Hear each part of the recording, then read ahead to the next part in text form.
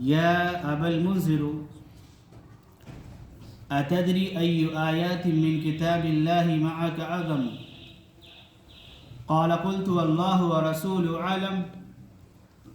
فقال رسول الله صلى الله عليه وسلم يا أبا المنذر أتدري أي آيات من كتاب الله معك أعظم؟ قال قلت والله لا إله إلا هو الحي القيوم. فقال فضرب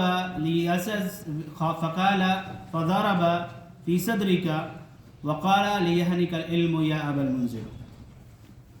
رواہ مسلم کی روایت ہے، اللہ کے پیارے نبی جناب محمد ربی صلی اللہ علیہ وسلم نے اپنے صحابی رسول حضرت ابو المنذر رضی اللہ تعالی عنہ سے سوال کیا اور کہا، اے ابو المنذر، کیا تمہیں معلوم ہے کہ کتاب اللہ میں، اللہ کی کتاب میں تمہارے نزدیک، تمہارے پاس کون سی آیت سب سے افضل ہے؟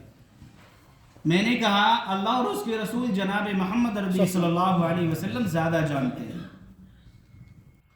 پھر اللہ کے نبی صلی اللہ علیہ وسلم نے دوبارہ وہی سوال کیا کہ اے ابو المنذر، کیا تمہیں معلوم ہے کہ کتاب اللہ میں کون سی آیت تمہارے نزدیک سب سے افضل ہے؟ میں نے کہا آیت الکرسی، یعنی اللہ لا الہ الا هو الحی القیوم۔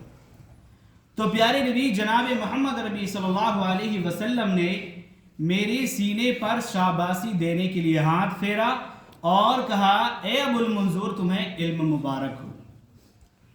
حدیث رسول سے جواز یہ ملتا ہے میرے بھائیوں اور بزرگوں کہ اگر ایک انسان اچھا کام کر رہا ہے اور اگر دوسرا انسان اس کو شاباشی دینے کے لیے اگر پیٹھ کی بجائے مرد ہے تو سینے پر شاباشی دے سکتا ہے۔ یہ پیارے نبی جناب محمد ربی صلی اللہ علیہ وسلم کی حدیث سے ہم کو معلوم ہوتا ہے۔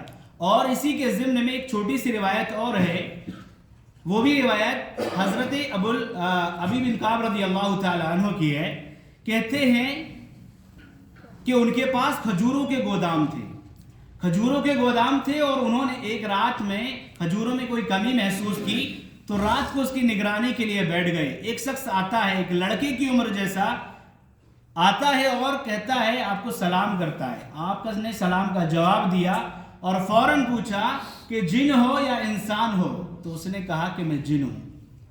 حضرت ابی بن کعب رضی اللہ تعالی عنہ نے کہا، کیا تم واقعی جن ہو؟ تو اپنا ہاتھ دکھاؤ۔ جب اس نے اپنا ہاتھ دکھایا تو اس کا ہاتھ جو تھا وہ کتے کے جو پیر ہوتے اس کی طرح تھا اور بال بھی کتے کی طرح تھے۔ رواہ الحاکم کی یہ روایت ہے۔ تو تعجب سے صحابی رسول نے کہا کہ جن ایسے ہوتے ہیں؟ اس نے کہا ہاں مجھے معلوم ہے جن ایسے ہوتے اور مجھ سے طاقتور۔ ہم نوجوان شخص تھا، وہ نوجوان جن تھا، اس نے کہا کہ ہم میں سے طاقتور اور کوئی نہیں۔ تو اس نے یہ بات کہی تو حضرت ابی بن کعب رضی اللہ تعالیٰ عنہ نے کہا، ہمیں یعنی انسانوں کو کون سی چیز تم سے محفوظ رکھ سکتی ہے اور تم آئے کیوں ہو یہاں پر؟ تو اس نے کہا کہ ہمیں پتہ چلا تھا کہ آپ صدقہ و خیرات کرنا زیادہ پسند کرتے ہیں، لہذا آپ کے حصے میں سے جو آپ نے رکھا ہوا ہے کھجوروں کے گودام میں سے اپنا حصہ ہم لینے کے لیے آئے۔ تو حضرت ابی بن کعب رضی اللہ تعالیٰ عنہ نے کہا، ہمیں یعنی انسانوں کو کون سی چیز تم سے محفوظ رکھ سکتی ہے؟ تو اس نے کہا، کیا تم آیت الکرسی سورہ بقرہ سے پڑھ سکتے ہو؟ تو انہوں نے کہا ہاں میں پڑھ سکتا ہوں۔ تو اس نے جواب دیا کہ تم جب صبح کے وقت اس کو پڑھو گے تو شام تک ہم سے محفوظ رہو گے، اور جب شام کے وقت پڑھو گے تو صبح تک ہم سے محفوظ رہو گے۔ جب وہ چلا گیا، رات گزر گئی، پیارے نبی صلی اللہ علیہ وسلم سے صحابی رسول نے سارا واقعہ بیان کیا تو پیارے نبی صلی اللہ علیہ وسلم نے فرمایا کہ اس خبیث نے سچ کہا تھا۔ پتہ یہ چلا میرے بھائی اور بزرگوں کہ ایک انسان جب آیت الکرسی پڑھتا ہے صبح کے وقت میں تو شام تک تمام کی تمام قسم کی بلاؤں سے وہ محفوظ رہتا ہے۔ جب شام کے وقت پڑھتا ہے تو صبح تک وہ تمام کی تمام بلاؤں سے، شیاطین کے شرور و فتنے سے محفوظ رہتا ہے۔ اور ایک روایت میں الفاظ یہ بھی موجود ہیں کہ ایک انسان جب رات کے وقت بستر پر جاتا ہے، آیت الکرسی پڑھتا ہے تو اللہ تبارک و تعالیٰ کی جانب سے ایک فرشتہ رات بھر اس کی حفاظت کے لیے مقرر کر دیا جاتا ہے۔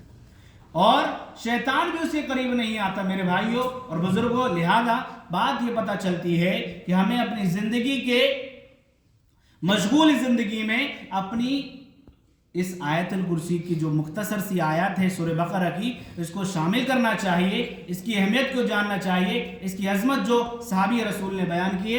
رب العالمین سے دعا ہے کہ الہ العالمین ہم تمام مسلمان بھائیوں کو جو باتیں کہی گئی ہیں اللہ تبارک و تعالی ان تمام کی تمام باتوں کو اپنی عملی زندگی میں لانے کی توفیق عطا فرمائے.